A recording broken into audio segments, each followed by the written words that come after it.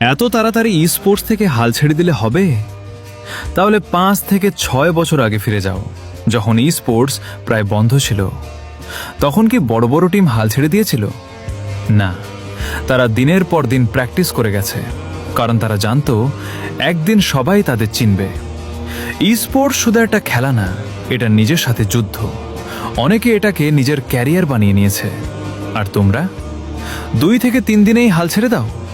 যদি সত্যি তোমাদের টিম নিয়ে কিছু করতে চাও, তাহলে ধৈর্য ধরতে শিখো আর বেশি বেশি চ্যাম্পিয়ন রাশ খেলো। কারণ চ্যাম্পিয়ন রাশ খেললে তোমাদের টিমের ফায়ার পাওয়ার ডাবল হয়ে যাবে, টিম বর্নিং অনেক ইমপ্রুভ হবে। আর চাইলে তোমরা আমাদের টিএফই স্পোর্টস অর্গানাইজেশন থেকে টুর্নামেন্ট নিতে পারো। আমাদের ম্যানেজমেন্ট অনেক ফাস্ট, প্রতিদিনই চ্যাম্পিয়ন রাশ অর্গানাইজ করে থাকি। এর পাশাপাশি উইকলি সিরিজ, মান্থলি সিরিজ ও দিয়ে থাকি। টিকটক আইডির বায়োতে গ্রুপের লিংক দেওয়া আছে, এখনই জয়েন দাও আর শুরু করো তোমাদের টুর্নামেন্ট জার্নি।